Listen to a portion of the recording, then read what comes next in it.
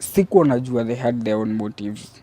Juu once nililala juu nikawa lingoja until that time. Unajua mtoto kakipata usingizi saa zingine inakuanga ngumu kukaamsha na akatajua ni nini inaendelea. Na hata akiamka before a load to take time before ajue ni nini na happen. So ile te nimedoze. Actually kitu iliniamsha ni I was wondering, unajua kuna kitu nasikianga mwili yako so nikashindwa nini, yani tu kushtuka tu, nikaamka ndio nikapata one of the ladies akiwa on top kaniambia sema this is between you and I. Sasa huyo ndio yuko high school ama ni yule amemaliza high school? Huyo yuko high school. I was like okay, sasa ni nini sifai kusema na ni nini, nikajaribu kuresist. They were like huyo mwingine sasa naye akaingia. So like unajua sitaki kusema majina. Unadu ambia si ni kujibamba. So for her na yeye sasa ni kusaidia huyu mwingine aweze kufanya maneno yake. So alizunguka hii side nyingine ya double decker kashika mikono. So I was like, unaona venye Yesu aliambo hivi, lakini sasa mimi niko hivi. So mikono yangu nimeshikwa hivi, now this is the other one is doing her thing. Kamaliza ndio sasa akamwambia sasa sikuje hata mimi nisikie venye umesikia. Na yakapanda. So for me I was like, manze ushaikuwa in a situation yenye hata uelewi what's going on.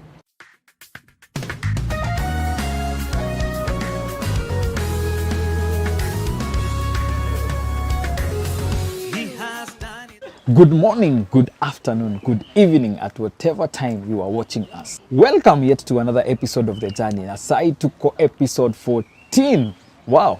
First of all, we are happy because God ametuleta this far, and thank you also to you guys for subscribing, for sharing, for watching. We are so grateful, and also thank you for the positive feedback that you have been giving us. Manze tunasema asanti, and may God continue blessing you. And today I am privileged to host a guy who is a DJ, and he has gone through a lot in life when he was young. Today we are talking about child abuse and how child abuse can affect a young kid. Just take time and watch, and kindly make sure you share this story. Leo tuko place inaitwa Kozikona. It's in Embu, next to Kangaroo Market. You can come and have a small event. You can come and have time with your girlfriend, with your boyfriend. They have very delicious foods, and they have rooms which are very affordable, and their services are perfect. Buda vipi? Niko salama man. Unaendeleaje? Uko fiti? Manze shukran. Kwa kuniita hapa leo. Hata mimi nimeshukuru venye umekama. Manze najua umekuwa umeshikana hapa na pale, but ukafanya time ukakama. So introduce wasi wajue wewe ni nani? Naitwa Kriston Macharia. Home ni Embu actually. Mimi kwa DJ. Pia mimi hufanya online marketing na tu biashara kidogo tu ya BNB stuff kaya kuuza magari. Sasa najua lazima mtu ajitume saa hii. Sasa ni kujituma hata kama economy ni mbaya. Tunajituma. Sasa niambie sasa, your upbringing, ulizaliwa wapi, umegrow wapi, umesomea wapi? Mimi nimegrow huku Embu. Nilizaliwa hapa tu General Hospital, si mbali. Tumeishi Majengo, tukatoka Majengo tukaishi BV. Nikigrow kutoka nikiwa mdogo, by the way kwa fiti. By the way it was a tough one. Juu nilikuwa ule mse hakuwa naona madhe once in a while. So at times nilikuwa nacho either na mboch ama nacho kwa neighbor. And unajua ukiwa kijana hauna mzae, hauna nini. So unajaribu kufind your way out. Nilikuwa na grow naenda kwa ghetto at times 1 2 3, but one thing happened when I was in class, around class 4. Niliachwa na mboch home, and that was a tragic moment for me. Juu sasa hiyo time unajua hujui what is what, hujui which is which. So the mboch decided to take advantage. Unajua tusema maboy wa rap yangu hii, timu boy vitu kaa hizi ziwezi happen. Yeah. But zi happen actually. Ni venye maboyo wengi hatuwezi sema. So it happened with Mboch, but unajua kiwa kijana huwezi ambia mamako 1 2 and 3 happened. Yeah. So you are like huwezi sema na mambo pia ni Mboch usiseme. So I had to keep it to myself. So after a while ndio tukiwa tu home, like after 2 weeks 3 weeks ndio nikapatwa ni auntie yangu nikichukuliwa advantage by the Mboch. So hiyo situation ikachipuka. So mom decided hatutakuwa tukiwork with Mboches, nitakuwa nikiachwa kwa neighbor. Juu they used to work pamoja na neighbor, so nilikuwa sasa niachwa na daughters wake. But the first month was good, second month, but the third month sasa things started changing. Juu nakuta times mom would go to work, time naingia nikitoka shule mom naye hayuko. So na time naye amekam mimi nimelala. So ilikuwa hard kupatana na madhi. Ebu kwanza before tuende kwa hii story sasa ya after umeanza kulala kwa kuachangwa kwa the neighbor. Hii story ya Mboch sasa akitake advantage of you, how old was she? Alikuwa anakaa mdogo ama alikuwa anakaa mama mzee? Alikuwa siwezi sema anaka, unaona venye demo akona anaka like akona watu wawili venye anakaa tu. Si mzee sana na si young sana, kwa hapo tu katikati. Between the age of 24 and 30. Okay, venye alikuja alikuwa mzuri. Alikam, she was good. Hatukuwa tina story mingi, so at times nikitoka shule nampata. But after a while ndio sasa alianza sasa kushow like her true colors. So ikakuwa tu imehappen juu that day actually nilikuwa nimetoka shule.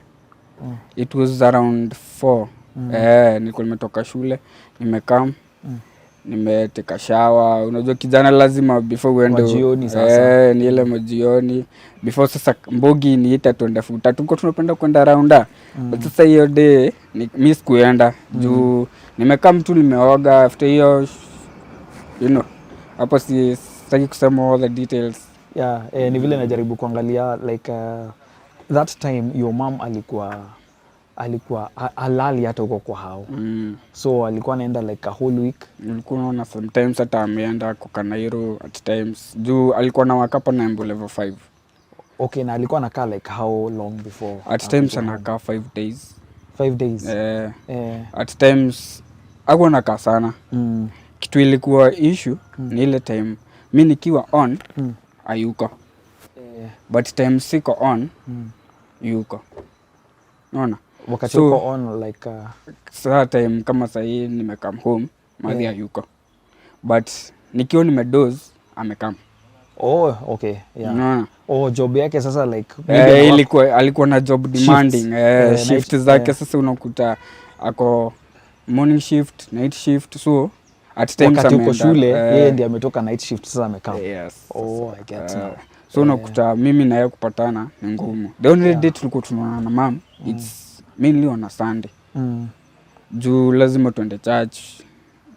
Na unajua yeye pia alikuwa ni mama wa kwaya. So at the end of the day hata huwezi angusha familia. So that was the only day tulikuwa tunapatana na mom ile sana. Kwanza ulikuwa the only child ama kwetu tumekuwa tu. I have an older sister. But saa issue ni she got married after amemaliza high school akaingia kampo akamaliza yeye akaenda. So nikaachwa mimi. Age gap ni kubwa sana. There's a big difference. Ukuwa class 4 hakuwa home. Okay, now so it was just me in the house na Mboch na mom once in a while. Okay, carry on sasa. So after ili discovery wao mazee wakaketi chini kuongea, the Mboch akafukuzwa. So for me nikakuwa sasa nafaa kuachwa kwa neighbor. So the first month, second month it was good, but the third month ndio sasa vitu zilianza kuchange. Juu 2 of the ladies walikuwa high schoolers. One, the other 2 moja alikuwa job na huyo mwingine I guess she was out. Hakuwa job na hakuwa shule. Yeye alikuwa tu hapo. So it happened when walikuwa high school. Walianza kuentice tu vitu tu. Unajua zile tu wanakuonesha but wewe ni kijana na wewe ni mdogo. So hizi vitu uelewi. So I was like ignoring them at times. Vitu gani exactly? As in, at times umeachwa kwao, umeshikashikwa, umeralishwa kwa kitanda, they do things. These girls now. So they do it, unakuta, but the first hiyo mwezi ya 3 hakuingia so deep. Ni zile vitu unaguzilianga huko juu. So ni kama wanakuintroduce. But wewe unajua uelewi. Uko bado class 4. So I'm in class 4. It's the same year. Actually these things happened the same year. Zilikuwa zinafuatana hivyo. So I was like, okay. Sijui what's happening but anyway. Siwezi ambia madhe, siwezi confide in who. Sasa I was saying if I tell my mom, wanaweza kosana na bishte yake. Unaona? Na huyu ni mtu ame-entrust mtoto wake kwa watoto wake. So tukaendelea, it happened now. Walikuwa na brother moja mkubwa. So at times ningeenda huko brother yao tushinde naye then he leaves. So nakutaka leo nimeachwa usiku na madhe akuji. So I have to sleep at their house. So now that's when things happened. Zikakuwa critical sasa. Juu sikuwa na expect kukuwa ambushed by almost 3 ladies. So it was na wote ni siblings. Na wote ni siblings in the same room. School. Na wote wawili wako high school, mmoja ako out. Amemaliza shule.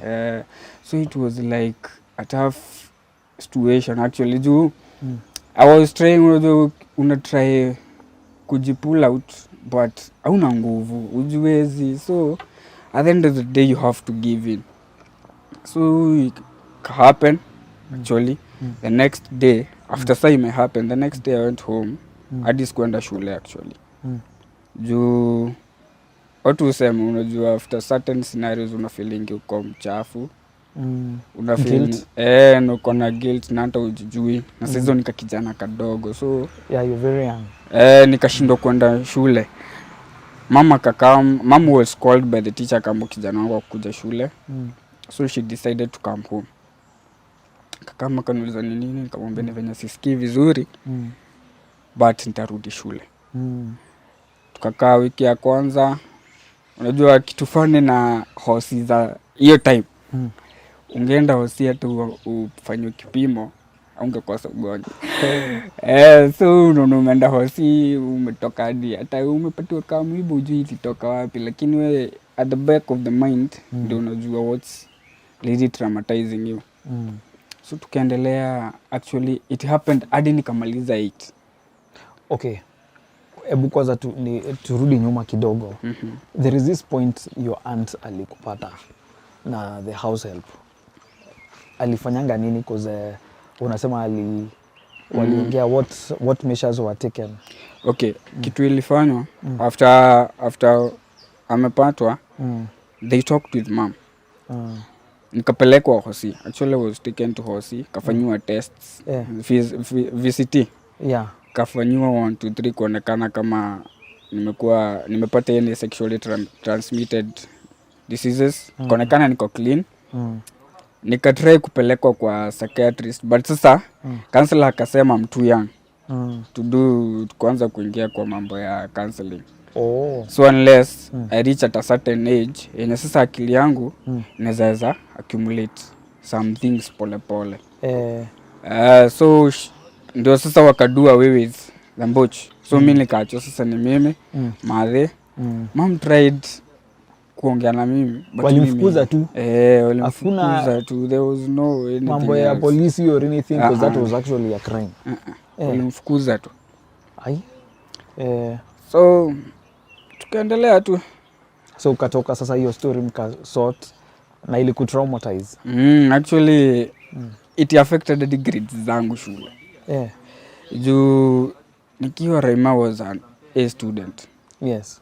But sasa after nikaanza sasa kwenda polepole. Unajua ni ile hii midterm ulikuwa hapa, end term unaenda unashuka hapa. Yeah. So zikaanza kuenda tu chini. Alafu huyu this house help ilikuwa just once ama ilikuwa how many times? Actually she did it twice. Oh, twice. Juu mara ya kwanza ni venye unajua it happened ni yeye alifunga doa. Unajua like umeingia, you've done your stuff but she closes the door kwamba it's time unafaa kukula ukunywe uji before utoke. So I had to, but she had her own motives. Na ulijaribu kuresist? Unajua ukiwa unajaribu unaanza kuambiwa sijui utafanyiwa sijui unajua. So you are a kid hata uelewi kunaenda. And then when you try to resist kuna tule tu threats tunaka mingi na ukiwa mtoto lazima uogope. Unajua unaona ni sawa. Because naangalia mtoto wa class 4 ni very young. That is around 8 or 9 years hapo. So I was like anyway I had to give in. Okay. First time then second time to sasa tukapatwa. So alikuja akawapata tu like sasa that day actually naweza sema ni Mungu. Juu hiyo day alisahau kufunga mlango. Alirudisha mlango ya kadhani amefunga na koji. Yeah. But of which the case haikuwa hivyo. Yeah. So alafu unajua setup za kitambo za hao ulikuwa unakuta kijana kani boys hata kawe ni mdogo kitanda yako ilikuwa table room. Oh yeah. Unaona? So for me kitanda yangu ni table room ya madhi iko bedroom. So house help walikuwa nalala madhi na huko. Oh okay. Yeah. So unakuta if mimi nimedoze sintalala table room. Yeah. So which it will be easier for someone to take advantage. So amekaa nimedoze Sunday hiyo day alisahau, I don't know but ni God so alisahau akaacha mlango bila hajafunga na coach. Ndio sasa auntie akatupata in the act. Of which now alipata ni mimi niko chini. She's doing her things. And lakini aliachwa tu hivyo akaenda tu hivyo scot free. Unajua sasa mimi hata siele yangu what happened between mom auntie na huyo mbochi. Juu sasa but ilikuwa many years ago I think those days unajua watu wako na issue mingi ni tuongee tusikizane tukufukuze. That's all with the life. Yeah. So these are the case now. Yeah. These are the ladies now. So now sasa wamekaa wamefanya nini kwa sasa imefika place after some time they had to move out. Wow sasa but mama yao alikuwa almost kuretire. Wakahama. Mama yao alikuwa almost kuretire. So that time uko bado class 4 bado. That one the same year. Same year. So they were shifting. But that night before they shifted I was forced by my mom kuachwa kwao. Juu mom na yeye yote alikuwa naenda Nairobi. Juu walikuwa naenda hizi dawa za ni KEMSA ama ni hiyo. So I was forced to stay at their house. And kitu weird brother yao hakuwa. Na masista wengine hawakuwa wawili. So niliachwa na masista watatu. Yes. And it was the awkward moment of my life. Kwani mliambiwa mshare room? Juu unajua room yao next to their room ilikuwa ya mamake na babake. Yes. But sawa wao walikuwa nalala kwa room moja wote isipokuwa the brother. Okay. Juu brother wao alikuwa anakuja once in a while akuje. Okay. Potee. How ilikuwa 2 bedroom. So moja ya wazazi, moja ya the girls na brother probably na yeye analala table room. Huyo brother yao alikuwa anakaa. Unajua ni ule mse wa kuvisit. Hakuwa na dozi sana. Okay. Alikuwa mzee. Juu sasa yeye alikuwa out there na alikuwa shaanza life. So yeye atakuja wasalimie. Aende. Okay. So for me inabidi sasa nilale kwa room ya madam. Of which now kulala actually that day nilijaribu kukua clever. Nika decide sitarara juu cha nilale chini. Okay, so ndio najaribu Juu- kuona cause bed zilikuwa like double decker. double decker and Moja three. iko hivi, hizi hivi. So hii si iko hivi na hii iko hivi. So mi kadecide hii sitalala juu, acha nilale chini. Yeah. But now one girl forced me to sleep up. Okay. Juu aliniambia nikilala chini kuna mwingine anafaa kulala. So nilale juu, huyu alale chini, huyu mwingine alale chini na huyu mwingine juu. But sikuwa najua they had their own motives.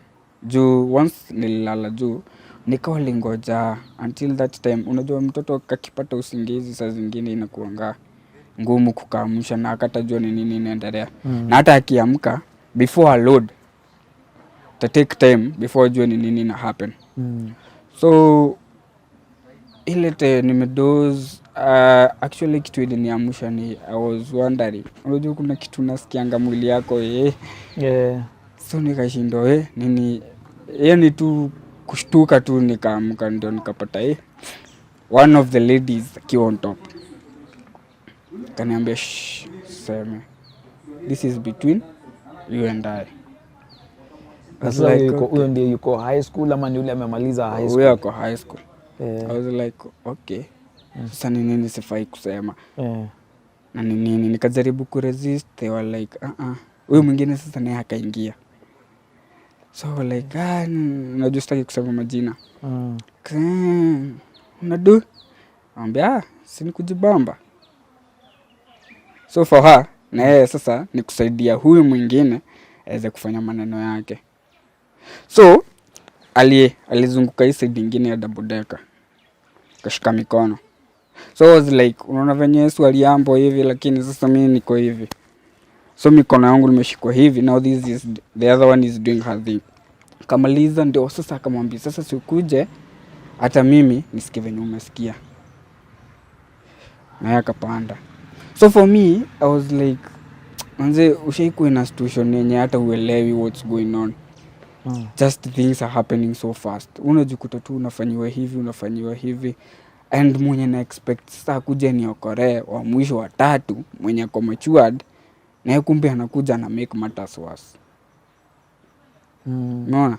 So hadi nikaanza kuuliza usiku itaisha lini, kesho niende home na nitry kwenda shule. It happened, ikaisha. The advantage was taken off. Na bado ulitry kuresist bado? I was resisting, lakini sasa unajua umeshikwa mikono, huyu mwingine ako juu. So at the end of the day, unajua weight ya mtu na mtoi huwezi differentiate. Huwezi ati sema mtoi anaweza jitoa kwa weight ya huyu. Juu unaimagine mtu mkubwa wa high school amekukalia na ako form 3. Amekukalia and you're just in class 4. So it's like you have just to oblige. Kae tu wamaliza vitu zao. Story yako iishe, uende kwenye unaenda.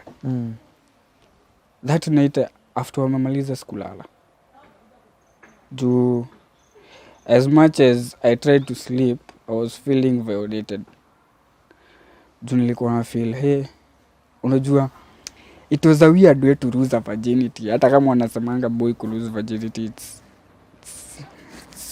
uli lose when you with this house help, alafu sasa bado you're still continuing with others. So I was like anyway, now ujui what's wrong, ujui what's bad, what's good.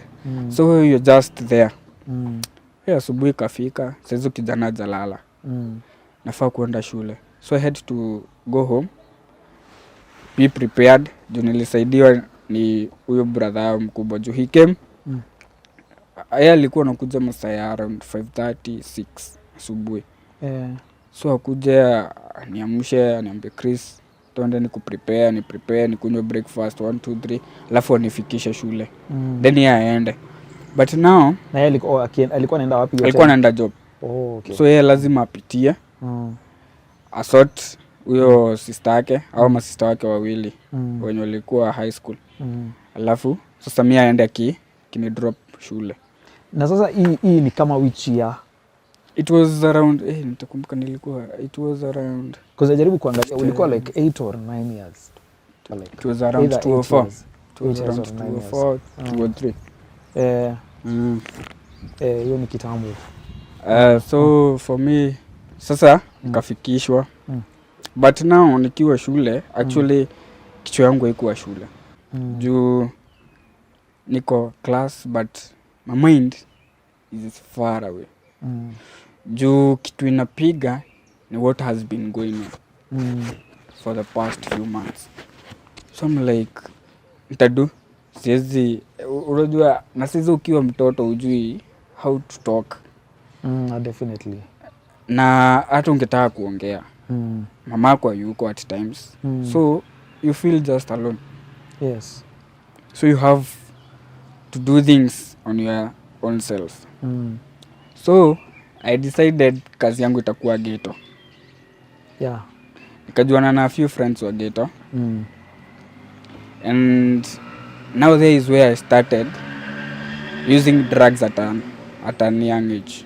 Sasa uko Niko class 4. Oh, wow. So niko the last few months ili tuingie class 5 sasa the next year. So that ka December ndo nilijuana na few ghetto friends. Nikaanza sasa tukienda Kafuta mi lazima nishuke ghetto. So I started using drugs at a young age. Class 5-4. Nitakuja home. Hakuna mtu. So even if I come home high, I will be able to sleep. Actually kitu ilikuwa inanisaidia na kutumia drugs ni juu nilikuwa naweza kulala. Juu nitaenda use kani weed nitumie nikuje nilale. Sasa unalala home ama bado unalala huko kwa wengine? Si hao washa shift. Oh, walirudi kushift. Sasa mimi nimerudi kwetu. So now kwetu I have to stay alone. But sasa kitu ilikuwa weird ni time mimi nimeingia home mama yuko. So asubuhi ndo nakuta mama ameprepare everything. The breakfast, nguo, maji ya kuoga. So kazi yangu tu ni kuvaa. Yes. Kuenda shule. Jioni nikikuja nakuta everything is prepared. So nikuja nioge, nikule. I go kani kuenda kucheza nicheze then nikam nilale. That's the story of the day. But now at the end of the day, huyu kijana yuko sawa mentally. Yes. Juu ana try kufind a way, anaweza sahau everything. So it happened, sasa nikiwa the same class 5. Nikitumia the drugs and everything. Nikaanza kupata some attacks. Unakuta hii wiki nime-experience a pain. I used to experience a sharp pain on the left side. Kasikia so for me nikadhani it's because of the things I'm using. Nikaambia mama kakama kanipeleka hosi. We went to Karen Hospital ile ya Kanairo. Kafanyiwa some x-ray scans nini. Kapatikana kumbe niyo nikakuwa diagnosed na ugonjwa unaitwa arteriosklerosis ama ni that sort. But at times as much as in a pump damu kuna place inaendanga miss. But it was genetic. Nikambo yangu with years if I continue doing things nitakuwa at least I can be a normal person. Yangu ilikuwa inakaa it's curable. But saa shida nilikuwa naambiwa ni avoid anything that inanisumbua. So daktari anaangalia daktari anaangalia kijana anaona huyu kijana ni mdogo wa kukuwa na stress. Wakatrai kuniambia niongee, mimi nikasema niko sawa. Definitely ni ngumu kuongea. So for me I said I'm okay. So we came back home. I was told after every 2 months naenda nafanya test, nafanyiwa therapy 1 2 3 narudi. But nikiwa shule I started hating girls. Za kuchukia madem. Juu nilikuwa naangalia madem naona ni mashetani fulani tu, yani unaangalia tu dem, unaangalia unaona these people are wicked. But see ati they are wicked, it's because of what I went through. So your trauma inaniforce nikuwe na a heart of full of hate towards ladies. Nikapatikana ni modest kuingine nimechapa dem. By the way it was an awkward moment because unakumbuka ile njaro ya mkiwa kwa kaloka ulikuwa unachora ka line. Yes. Usipite. Now huyo dem sijui what happened actually, kuna kitu alisema and I was forced to hit her. Nikapelekwa kwa mode. Funny thing, the headmistress was my aunt. So kuingia kwa ofisi, she looked at me like masharia ni nini. Nikamwambia mimi niko sawa, ni venye 1 2 and 3 alifanya 1 2 3 haikuwa poa. Si akapigia madhe. Now sahi niko class 6 actually. Akapigia madhe akakam. Tukaongea, ikabidi sasa juu mama aliona maybe ni shule inanifanya nisikue in my right mind. So she chose to transfer me. Nikatolewa huko. Nikapelekwa boarding. Sasa hapa ndio akajikosea. Nilipelekwa Kirugoya boarding. Mtu alikuwa anavaa kashati fulani ka brownish hivi. So kwenda boarding, it was a mixed boarding school. So mimi nimekaa, funny thing, sikumaliza wiki. Juu nilikaa nikaona huku mtu anashinda na madem kulala. Dom yetu kwa hapa ya madem ni pale next. So nasumbuana na madem every time. Kona this is not the school to stay. So I had to do something ili nitolewe shule. Kama kosa tu najua, hata madhe akiangalia huyo atatolewa tu shule. So nikaenda, nikiwa unaona after preps. Unajua huko kulikuwa na preps za saa 8. Sometimes mnaenda za usiku, lakini hamko mnakaa sana kama za high school. So I chose to be provocative. Nitafute tu kijana tuko na beef na yeye. Unajua huko unakosa kale ka beef. Unajua ukiingia shule hata ukiwa kijana kuna ule mjamaa tu mpendani, yani umeingia hivi na roho yako umemuona tu mko like ule tusikizani. So I had to try and find something that is provocative tu ifanyike tu nitolewe shule. So that day tulikuwa na games. Tuko tunacheza futa. Nilikuwa napenda futa. So this guy, unaona ile raf, unakumbuka ile raf ya kitambo yenye ulikuwa unagonga unakanya mtu mara ya kwanza ya pili. So huyo msee alikuwa defense ya hiyo team. So mimi nilikuwa striker. So ile scenario umekam na ball, umpatiwe tu through pass kasafi tu, unajua hiyo sasa lazima iko ndani. But kijana akakama kanikanyanga mguu. Kanidhuma tu ile, kunidhuma. Kaamka nikamkanya nikamwambia ni mara yako ya kwanza nimekuambia usinikanyange tena. Cheza ball, kama ni ball wewe toa ball. It happened the second time. The third time mimi nikaona ni mazoea. See, I'm looking for something that itafanya nitolewe shule. Mimi nikapigana na kijana. So kumbe hasira zangu yote time zilikuwa pale juu. Kijana nimemfinya shingo alafu nikachukua jiwe nikamwekelea hapa. Kambast. Kapeleka kwa prinsi, madhe ameitwa nini. Mama kasikiza story. Kaniangalia. Kasikia amesema acha niende na yeye nyumbani. So kufika home, my mom beat me up. Kanitandika na niuliza mbona namuibisha, mbona kuna shule nataka kutulia. But mimi kwa kichwa yangu ndio najua what's hitting me. Juu unaona vitu nimepitia, alafu mama unanipeleka shule iko na madem tena. Hauko serious. Mpaka saa hii umefika class 6. Hujaiambia anyone? Sijaambia mtu. Nijiekea tu inanikula tu. Hata friends hakuna. Juu hata nikiwa shule unajua ni ile I was that guy who is free. But when it comes to talking about my things, no. Na so this is the problem yenye nakula wasee.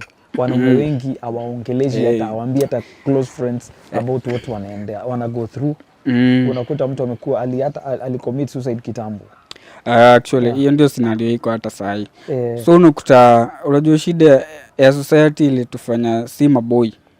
Uonekane ukiongea people will see as if you're weak. Yes. Unaona?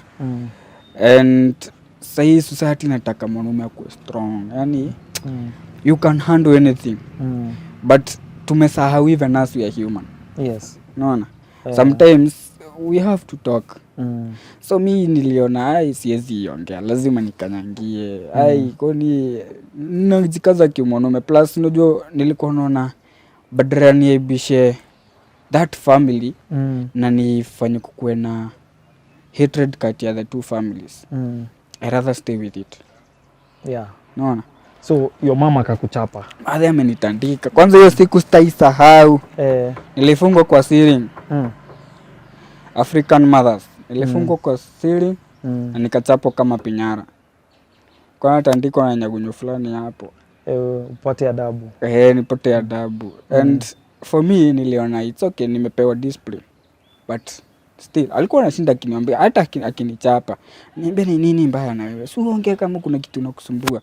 Mimi niko like niko sawa. But at the same time natandikwa. So she decided sasa atanitoa huko anipeleke shule nyingine. So I was taken to a private school hapa Lighthouse. Na ulimwambia unataka kwenda ya boys ama hiyo time hakukuwa na za boys? Kwa na shule ya boys. Kila place ulikuwa unaenda unakuta ni madem boy mixed, yeah. So nikaambiwa nitapelekwa Lighthouse. So si nikapelekwa Lighthouse kupatana kina Mr. Kombo. The good thing about kitu nilifanya nitulie Lighthouse for some time, it's because sasa huko nilipata kila mtu ako na loka yake. Si zile za kushare. Sile ya kushare. So nikaona at least hapa naweza ji-isolate place. So nika choose kukaa loka yangu iko next na ya jamaa. Unaona? Na place mbele, yani I was so selective. Na kaa ni mbele, mwenye kwa mbele yangu ni jamaa. Dem nataka kwa hii side, sishughuliki. But as long as hii triangle imekuwa tu ni ya maboy, iko sawa. The first time ikaisha, second term, that term, nimeingia 7. Kuingia 7, tukaletana juu na dem fulani. Sasa ni ile unajua ile adolescence ya Raima. Unakuta dem amekufia wewe na wewe history utaki juu kichwa yako haijatoa ile whatever umepitia. You still you're struggling to balance books and you're still struggling to balance yourself. So hadi walimu walikuwa na notice place time yoyote hata tukienda place Chris akaina madem anajificha place. So you dem akaenda akaambia Mode ati nimemkatia na nimemdara miguu. So I was like sure. Mimi mwenyewe natoroka madem alafu unasema nimefanya 1 2 and 3. So nikatoka class nikampata hadi kwa field. I slapped dem. Alafu nikampiga sweep. Kujua ni Mode nikaingisha ofisi nikatandikwa madhe akaitoa. Actually mamangu alikuwa anaboeka juu every time lazima aitwe. Hakuna shule nitamaliza katam kama hajaitwa, unaona? Na ni vita tu. Na ni vita tu. So amekuja, ameniuliza ni nini shida, ameuliza mwalimu akamwelezea this is what happened.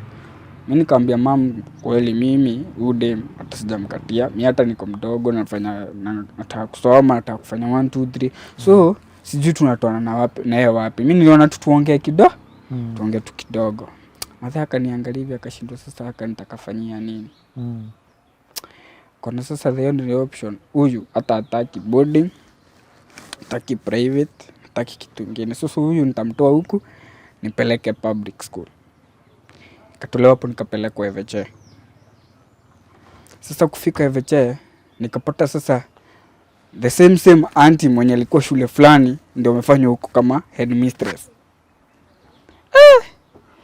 Nimefika, nimeona EVC bado huko kitu ni bamba tu ni roka na ni public school. Actually I loved that public school. Juu it was the first public school yenye ilikuwa inakaa private school. So mimi nimesoma, tumesumbuana na walimu. Then kulikuwa na Mode fulani alikuwa anaitwa Mrs. Morage. Kitu ilinibamba na huyo Mode, she was my class teacher. Kitu ilinibamba na yeye alikuwa ule Mode alikuwa na notice. She approached me after class ya social studies akaniambia Kristo nifuate twende tuongee. Mimi nikamfuata tukaenda kwa staff room. Kajaribu unajua kitu ilikuwa weird, alikuwa anajaribu ku break auto to change ili nijaribu kuongea. But for me nilikuwa namdanganya Namdanganya ni vitu zingine zinanisumbua. So hadi ningemdanganya ni adolescence, saa zingine namdanganya ni venye at times lali fiti, but in my mind najua what is really troubling me. Ili huyu mwalimu aone kuna kitu ilikuwa inakusumbua, kwani ulikuwa state gani? Nile nimeingia bedhe nikitoka Lighthouse, nilitoka with 380 something, but after kuingia veche actually nakumbuka the first time I performed well, second time nikashuka. So nikatoka kutoka mse wa 3 nikaenda 2. Huyu ndo huyu Mrs. Mzee akaniangalia akashindwa, sasa huyu kijana umeingia with good grades but now you are deteriorating. Plus hadi nikiwa Lighthouse kuna time grades zinaenda juu, at times ziko very low. So I'm trying to balance. Juu unakuta kuna time nitafeel niko traumatized, nimekuja class but leo siko. Yani kuna kitu iko, hadi sometimes nitalala tu. Na bado sasa kuna hii ugonjwa ulikuwa sasa hiyo bado uko nayo, bado ilikuwa inakusumbua hiyo ilikuwa inanisumbua, but mostly ilikuwa inanisumbua time ya baridi. So time ya baridi ndio ulikuwa unaona sometimes siko shule for almost 6 months, 3 months. Uko mgonjwa. Niko mgonjwa. So alafu pia ilikuwa ina trigger when I think too much. Nikipata ile stress nimeona hii kitu imenisumbua for long, but nataka kuongea but sitaki kuongea. So utakuta itanifanya tu place akili yangu ikuwe tu haiko, nimekuwa tu shattered, and then nianze sasa chaos, complications, ndo mimi unipelekwa nini. So it was like that. So Mrs. Muzea akajaribu kuongea na mimi wapi. She told me if I needed to talk, nimtafutange jioni. Juu pia alikuwa wa guidance and counseling. Nikasema ni sawa. Tukaendelea. So I finished my class 8. But bado hakuna mtu nimeambia what's disturbing me. Funny thing, nilikuja kuongea after nimefika form 2. Juu nimeingia form 1. Kakuwa vizuri. Na sasa naangalia hizi acts zili happen ukiwa class 4. That 1 year. Ukiwa class 5 haiku happen tena. So hao watu our ladies walikuwa girls that time. Walihama but most of them are still in Embu. Walihama ukiwa class 4. They moved out nikiwa class 4. Nikienda sasa kuingia 5. Now that umoi wa meet tena, did you tell them mshaiongea hiyo story? No, just sasa funny thing, niko na best yangu au ni maanti wake. So naonanga siwezi haribu best yangu. Not kuongea na the best but kuongea ndio you still you patana mnaongea na wao. Tunasalimiana. Wanakukumbuka? Mimi huwasalimia. Unikumbuka. So they remember what you did. They remember what actually they remember very well. So why you ambia like mimi sijawahi. Juu after nimeingia form 1 nikaingia sa form 2. Kitu ile happen actually nikakuwa traumatized ile ya serious.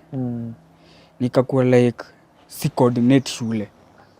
Usasa huyu ni kijana ameingia kwa weed, bado anatumia dawa zingine chini ya maji ili ajaribu kuforget. Unajua that was what was keeping me at least live a day by a day. So from ukua class 4 mpaka sasa umeingia form 2 bado hujahil? Hujahil what? Juu bado nimeishikilia. Unajua sometimes tunaambiangwa if the rope is causing harm to your hand, let it go. But for me ilikuwa ngumu ku let it go. Juu sasa nilikuwa na machungu kwa kila dem. Unaona? Nilikuwa na hata kuipata girlfriend. It was weird. Juu hadi nikipata girlfriend atakuwa tuna last. Taka hivi tukae first week, second week, third week tafuta vitu tutakosania. Unaona hata enemy mbaya tu. So mimi nimeingia form 2. Grades zangu zikashuka. Then nikakuwa msick. Actually that time nikakuwa very ill. Nikapelekwa hosi tena Karen kwa Dr. Gekonyo. Akaniuliza, ni nini nakusumbua shwali? Si tulikuwa na wewe kutoka ukiwa mdogo. What? Juu huyo alikuwa sa family doctor. Akaniuliza, ni nini nakusumbua? Si uongee. Mimi nikamwambia mimi niko sawa. If kuna kitu inanisumbua, nitaongea. Kakuwa nikatritiwa, nikapewa dawa. That time nilikuwa kama machine fulani hapa. Kenye kalikuwa kanawekwa nje. So ukirudi home ama shule, ako kata kwa kimonitor. Oh, okay. Ina monitor heart. Ina monitor heart. So in case heart iko in a scenario that kunataka kukuwa na tutashfa, yenyewe ndio itaanza kudetect. So it will be easy hadi kwa mom kutoka kwenye yako akuje shule anipeleke hosi. So mimi nimeenda shule na hiyo kama machine kangu ilikuwa ina alert your mom ama sasa nyinyi ndio mtajua alafu mtapigia hiyo mom ndio ilikuwa it was somehow connected to her, sijui how juu if it beeped haita beep na nguvu but ikipip ako ka signal ndio sasa madhe atajua. So na mimi atanikuta kwa ofisi ya mwalimu. So kazi yake ni kuja kunichukua anipeleke kwenye. Na sasa hiyo ikibip kuna kitu unasikia mbaya? Do I would feel a sharp pain kila time. Just a sharp pain. Ile yenye unasikia ni kama umetungiliwa na kitu. Hadi una feel ni kama unaweza piga nduru, lakini sasa you have just to hold on. Unajua lazima ujikaze kimwanaume So that day nikiwa kwa ofisi mom came and kichwa yangu ikaniambia by the way maybe it's time to talk. Maybe it's time to talk. Sasa iko form 2. Sasa iko form 2. Baada akaniambia sasa twende hospitali uangaliwe. Tukaenda. Hiyo time sasa sikupelekwa Karen, ilipelekwa Tenri. Kafika Tenri wakaniangalia, nikapewa medications, kadungwa ya shindano kadhaa. Alafu sasa mama kaniambia turudi home, tarudi shule kitu next week. Tukiwa na wawe ndio nikaambia mimi nataka tuongee. Aliuliza ni nini shida. Ya kuna kitu mimi sikukuambia kitu ili happen some years way back. Nikiwa class 4. Kaliuliza ni nini? So there kwanza I went numb for like 20 minutes. It was like sasa nitaanza aje even having this kind of a conversation na mama yako ni kitu ngumu by the way. Sasa nilikuwa naona ingekuwa ni dad ni sawa. Juu unajua huyu ni mwanaume kaa wewe. So at least hata ukimwambia atakwambia 1 2 and 3 but now you are like how will my mom react? So hata by the way umetaja your dad, hii time yote umeongea just your mom. Watu wanaweza fikiria, wanaweza shindwa mbona hujataja your dad kwa history? Do my dad passed away when I was 3 months. Pole. So mimi nimeraiziwa ni single mother. Yes. So I was like nikashindwa nitamwanza wapi? Tusema nini? But nikadecide ni sawa. Iwalo iliwe acha niseme. So I told my mom night fulani 1 2 3 after mlinipata na mbochu mkamfukuza mkaniacha kwa kina neighbor. This is what happened. I was taken advantage by fulani. Na kitu ili happen actually mama alishtuka. Na sijaiona mamangu amelia. Alishtuka, akalia akaniangalia. Akaniuliza sasa hiyo yote ungeniambia lini? Sasa ungemaliza form 4 uende university bado ukifikiria. Kaambia hapana lakini nimeacha niseme juu yenyewe inanitrigger hizi vitu zote. So she decided hata tutaenda home. Tuende pale VCT. Kwa counselor fulani best yake alikuwa anaitwa Mrs. Mbogo. So mimi nimeingia, Mrs. Mbogo akanisalimia. Unajua the way she approached me ilinifanya hata nitake kuconfide. Nimwambie everything. So first I was done a HIV test. Kama ningoja 15 minutes kaangaliwa, it was good. Ndio sasa akaanza kuniuliza what happened, ndio nikamuelezea. And she told me these things happen, but sasa watu ni venye tunajaribu kujiekea. Na the more unajiekea, the more ina grow. Na ikigrow badala iishe juu umejiekea, ikigrow inafika place inakuwa uncontrollable. Yeah. So it becomes big for you to accommodate, so unakuta imekukula ndani na ikukula mentally.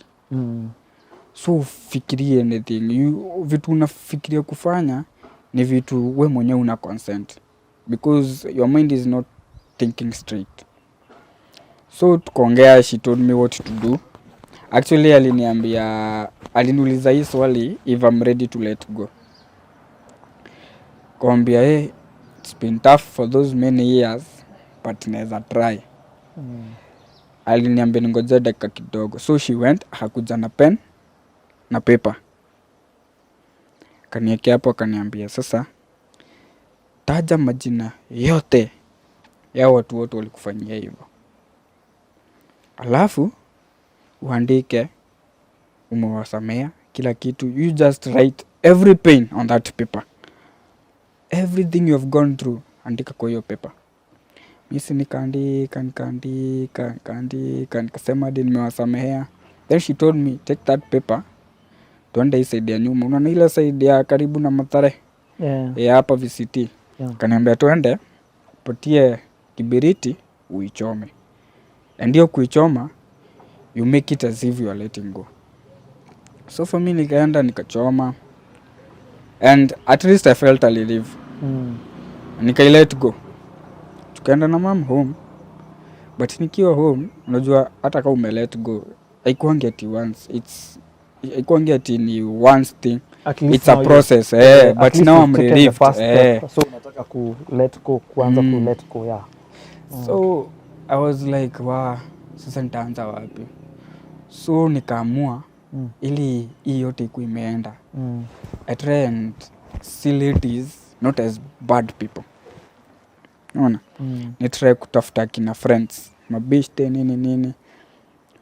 That time sasa ndio tukapatana na mabeshte fulani 10 class huku SK St. Paul's. So kukua tu hiyo mbogi, unajua ukiwa kwa mbogi alafu unaanza kufeel, unapata that love from even lady friends. It makes you feel as if actually unaona ni kama maybe I was hating these people for the wrong reasons. Yet now I hate juu ya watu walinifanyia 1 2 3 na si wao. So that was another second step of healing. You had to accept lady friends. Yeah. So commit kwa teen class in church. Tukapatana huko, nikaanza ku make friends. And yeah, kakuwa tu hivyo, nika flow, kapata mabeshte, kaanza kudate. Kudate, but anyway haikukaa sana. Story for another day. So haikukaa sana cause now you still not ujahil kabisa ama now? Actually that is something that happened. That mimi mwenyewe hata mimi sitakangi kuiongelelea juu sometimes unajua pia mwanaume ufikiria like life is unfair to you. Yeah. Juu unaweza toka tu umetoka kuheal one thing, you're trying to heal one thing, then another pops up. Yes. Unaona? So mimi nimedate, nimepatana na dem, kitu ilikuwa mzuri. But funny thing, she had a similar problem to mine. Hata alikuwa experience like the same? Not in that term, but medical. Yeah. But yake sasa ilikuwa worse. Juu sasa alikuwa na shimo. So for her, nikirudi shule sikumpata. Juu she had passed on. So ikakuwa tragic. So it was but now on the healing process nilikuwa na try ile kufind a way that I can calm my mind na pia mimi nijikam na niweza kuwa msawa kuongea. Unaona? And that's when actually nakuanga talkative ikiwa na stress. Na hiyo ndio watu wengi wajuangi. Yeah. Most people wakiwa na stress they are talkative. They will say things to make people happy. Bado watakuchekesha. But wao inside ndio wanajua chenye wanapitia. So for me I had to find a way, as much as nachekesha watu, pia mimi nataka nikuwe na that happiness, that feeling of being free. Yes. Ndio nikapatana na dem fulani. huyo ndo alinisaidia because she became a friend. And I didn't expect her to become a friend and more of a best friend actually. Juu she would come visit home, we talk, tunaenda swimming at times. Yeah, hiyo ndio ilinisaidia na hiyo therapy ya kuheal. Na unaona saa ladies are not bad people because ulikuwa na a negative thought about ladies. Yeah, juu sasa na yeye ndio alikuja, unasikianga nika ile kuweka stamp. Ni alikuja kuweka stamp ya not everybody is bad. People are bad because of a bad story. But tukifika huko kwingine, you just need to know someone as personally as them. Kama mimi nikikuja sasa siwezi sema, kuna mtu by the way sama nasema wewe ni mbaya, but mimi siwezi sema wewe ni mbaya. Unaona? Because the difference is how we have related with you. Yeah. Unaona? So for her, after kurelate ndio I was like, wow, kumbe kuna mademo wazuri. Kumbe they are good friends.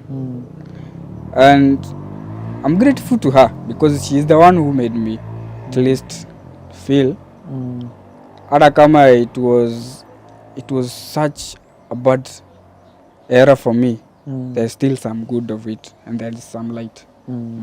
So ukiangalia hiyo story right now, unaonanga like what was nini ili go wrong? Was it the parents kukuacha na house help? What unaonanga kama shida ilitokea wapi? Actually mimi siwezi sema ati shida ilikuwa wazazi ama nani. But I guess the only thing mimi nilichukulia after kuheal, nilichukulia like a positive thing. Juu unajua most guys out here wataki kuongea. Na inatukula na inatucost. Yeah. Recently I lost a friend. Alikuwa so much into himself, akafika place ameaccumulate a lot, aongei na wase. Yeah.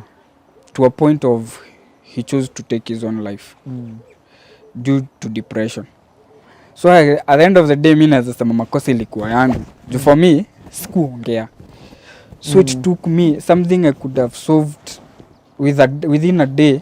It took me years to solve, which it cost. By the it cost a lot of time. Do it cost my studies? It cost me a lot.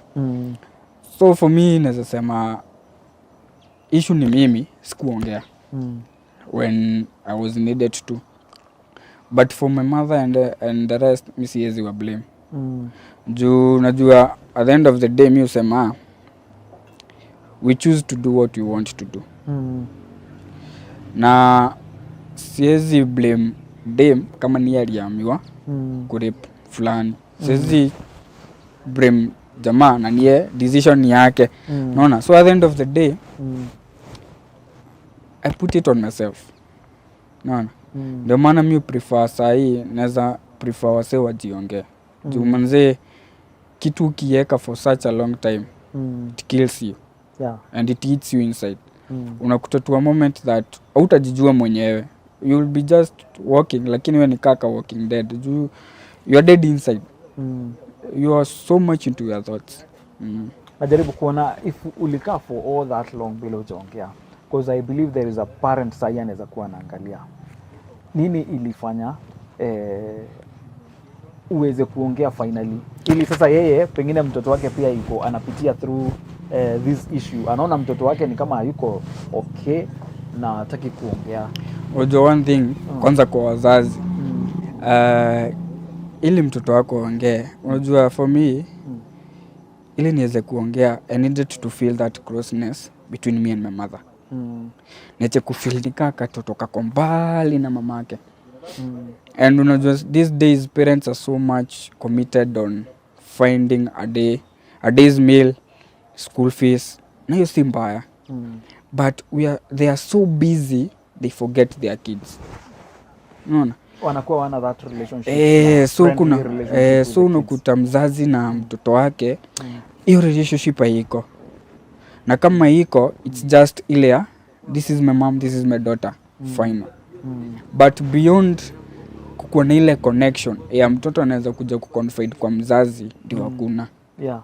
Unaona? Juu mtoto anashindwa nikiambia madhe tanifikiria aje. Plus sisi huogopa kujajiwa for things we have not done yet they have happened to us. Unaona? So wazazi wangekuwa na ile time at least even if in a day have even if it's 3 hours 2 hours ya kuspend with your kids, uta bring that bond kenye kataweza kuunlock hati ya mtoto wako kuweza kuongea na wewe. Because mtoto wako atakuwa akiona despite everything mom is there. Plus wazazi wako wakiongea. Ndio at the end of the day pia parents hide a lot. Ndio unakuta mtu amekuja kujijulia huku nje. Na ukikuja kujijulia huku nje ni saida kimekuramba, unaona? So it becomes tough. Hiyo ndio naweza advise wazazi. Kukuwa tu na that ample time. Yake na mtoi. They have that bond. Aeke uzazi kando. Na aeke huyu kama mtoto wake kando. Sasa wakuwe like two human beings who are creating a bond of being friends. Juu mzazi akikuwa the first thing of being a child, ukitaka vizuri mtoto wako tu akue with a good life is be a friend to your child. Unajua mtoto akiona she has a friend in the parent ama in the father or the mother, it becomes easier for them to talk. Inakuwa tu it's a two way. Na sasa pia najaribu kuona you have a sister who is your sibling. Hata yeye ukuwaiweza hata amkuwa that close mwambie such things. For me and my sister we were never close. Juu tulikuja kukua close after nimetalk out everything. Hata cousins ndio kuna wale bakuzo tu wa mwezi kata kuambiana story. Shida yangu ni nikiwa mdogo I was so selective. I was so selective na hata nikikuchoose kabeshte yangu sitakwambia kila kitu. I will tell you what you want to know. Which is what I want you to know. Naona so ikifika hapo ni hivyo. Ukijua chenye mimi nataka ujue ni hivyo. But more than what is going through my life, it was hivyo, ilikuwa tu hivyo. That's kwa my cousins, kwa my beshte, that was the way. Now kuna msee pia anaweza kuwa na watch na pia yeye amepitia maybe kitu kama hii or maybe something different. Na chaongelesha anyone yuko na stress. Unaweza mwambia aje sasa? Okay, first mimi siwezi mwambia kwanza confiding to someone. Mimi naweza mwambia achukue ka book to place. Hata kama ni ka journal. Andike everything that is in his mind. Before confiding to someone, you have to accept the reality. So ili aweze kuaccept, lazima yeye andike. At least I feel anairate kwa kitabu. Because he will be telling the story on the book first, of which it will be a relief to him or her. Ili akienda kuongea, it will be easier. Juu yeye asha embrace. This and this happened. It's okay. So what's next? Have to do 1, 2 and 3. So ni yeye kwanza aitikia yes it happen. And there is nothing that can change that. Write it, forgive them, then now talk. Naona. Juu if you don't talk, hata as much as umeiandika chini inaweza kurudia. Naona. But sometimes a problem shared is half solved. Naona. So utakuta unajua maboi kwanza sana maboi tuko na hii shida. Unaona utasema lakini haitajiandika hapa. Rami yezi si haikujiandika hapa ati Chris was raped. It will be something that it will be gone and buried once you accept and you accept to let go. Na ukiongea. Mimi naweza sema first aitikie. Andika. Then now find someone to confide in. It may be someone who is an age above you or someone who has a life experience. No. Juu pia sometimes hata kuconfide in someone you have to angalia the age gap. Juu si kila mtu unaweza confide with. Unaweza enda kwenda kuambia msee ukute. Hata yeye ndio Vincent Watente ameambia kijiji mzima. Unaona? You have to look for someone you can trust. Someone you know hata akijua story yako. They will still keep it a secret and they will help you at least to heal. Oh, nice. Janet, uko na swali? Bora una swali na unakuwa na swali wakati sijakupea chance. So, najaribu kuangalia about depression now. Depression ilikuwa related to this story ama it was a different story? Actually ilikuwa related to that story. Juu sasa unajua the thing that made me depressed it's because I started feeling less of a man. Unajua hiyo hizo scenario zote alafu unasikia nika uchafu mingi like umekuwa defiled to without your content. So I started hating myself. Unajua depression huanza na ukianza kujichukia, ukianza kufikiria, ukianza questions. Unaona hizo vitu zote ukianza zinge kwa akili yako. Now that becomes different for you. You start even not knowing yourself. Unakutadi umeanza kufanya vitu haziko. So right now only heal completely. You forgave and now uko sawa kabisa. Haikusumbui hiyo story? Hainisumbui. Actually hadi nawakutananga na wao at times. Hadi nikienda job. Kuna time mimi hupatana na wao job. Nikienda ku DJ. So napatana na wao club. Now I'm like, hey. I say hi. Actually it's not a bad thing. Juu sasa I was like, yes mlinifanyia. Ni sawa. So hata wajuangi ilikuwa na impact on wajuangi. Huona tu nikismile everything. But they don't know how much it has drained me to reach here. Because walikuwa nasema walikuwa najibamba. Leo walikuwa najibamba. So nafikiri pia wewe unajibamba ama plus unajua ile life inakuwa ngori. Hakuna mtu amini boy anaweza repiwa. Watu wana tu girl child but boys go through it. Juu mtu anaangalia ngabu na shindwa hii boy anarepiwa aje. But it happens. Kuna hii part ulisema that you got into drugs.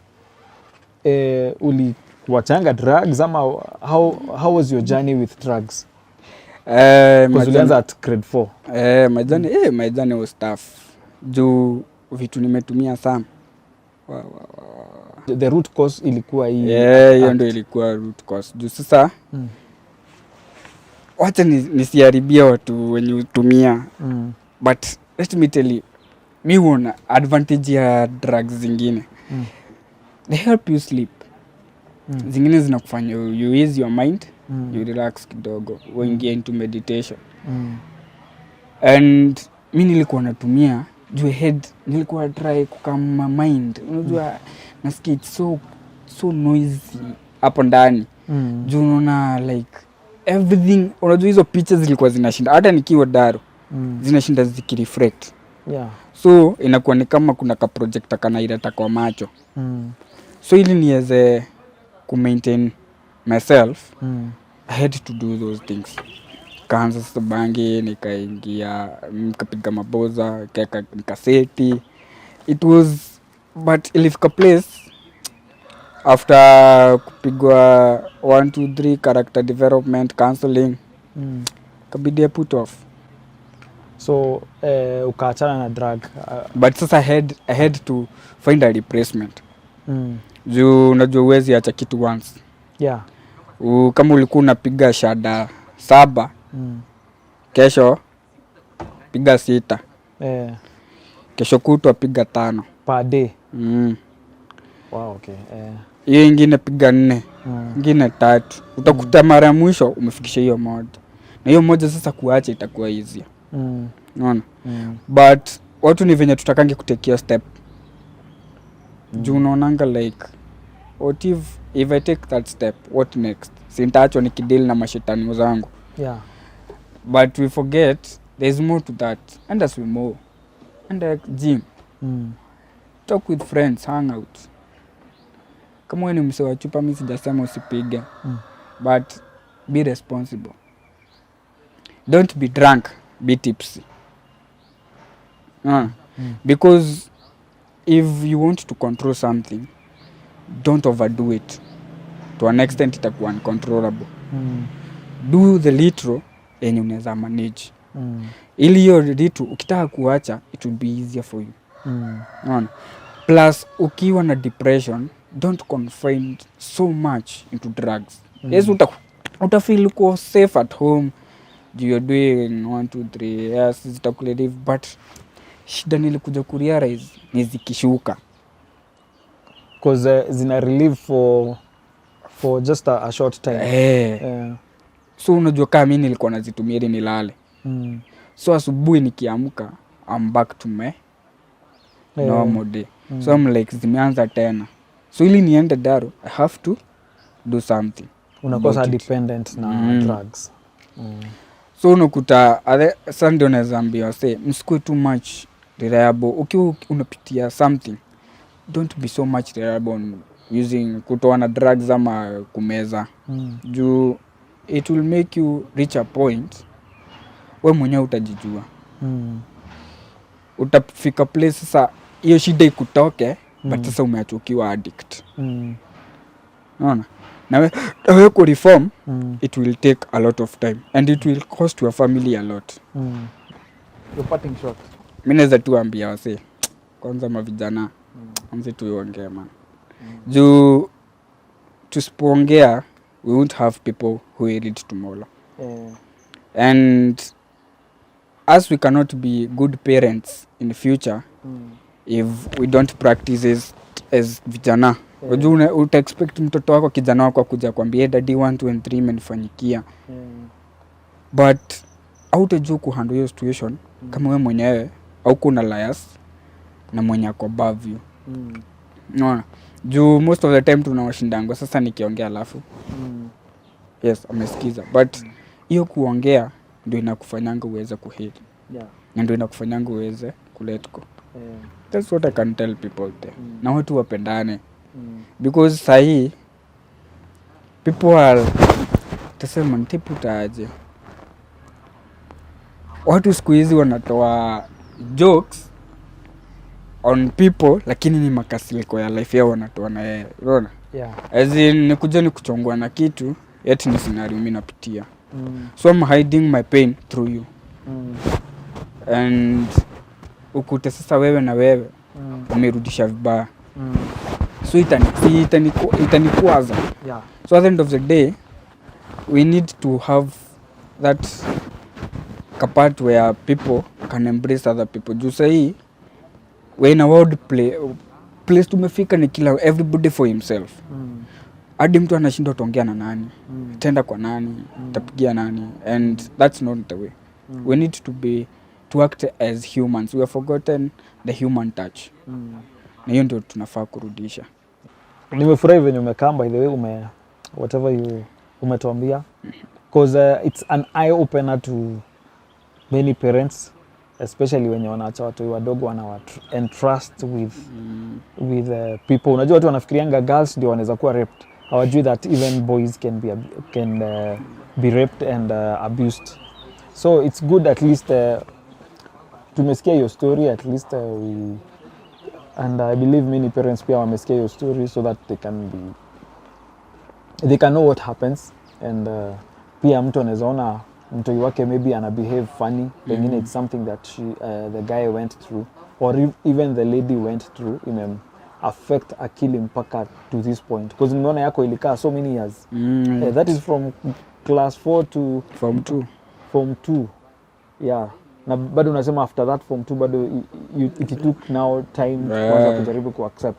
So it's like even in high school still ulikuwa bado unakumbuka what happened to you, because even right now you're hata sasa hivi ukumbuka ni wewe sasa right now ni wewe tu just buried it, so it doesn't hurt me as much as kitambo. Juu kitambo hadi ningefikiria hadi ingetoka machozi ingemwagika, juu was like mimi nilifanyiwa hivyo nikiwa hivi. So but once ukiachilia it becomes easy. Hata kama itatoka itakuwa like you can handle it. Na kitu nitaambia kwanza wazazi, make sure unapatia mtoto wako 80% of your time. Mbocha hata akiwa na mtoto wako 20%, but 80% kwa yako. Juu mbocha kipata hiyo 60-80 and you are the one giving, wewe uko 40-20, then be ready for anything. I believe watu wamesikia. You guys, I believe mmesikia the story, and especially you people who have small kids. Take care of your kids. At least try to befriend them, waulize maswali ujue what they have passed through your siku, and what is going on in their lives, because you never know. Na pia nyinyi mme experience vitu kama hizi, at least you guys have learned that this guy, what he did, he was able to let go, at least akaweza ku heal. If you have experienced kitu kama hii, we are just praying for you that God may heal you, God may give you strength and peace, that at least you may come out of it, and kama you having any kind of depression, may you have peace, and may you try to look for somebody muongee na yeye, and everything will be well. So guys, I'm grateful that you guys took time to watch this episode. Kindly share this episode with your friends, with people around you. At least watch hata wao wasikie hizi stories, and make sure you subscribe, make sure you share, and at least leave a comment, and God will bless you. Thank you for watching, and have a nice time.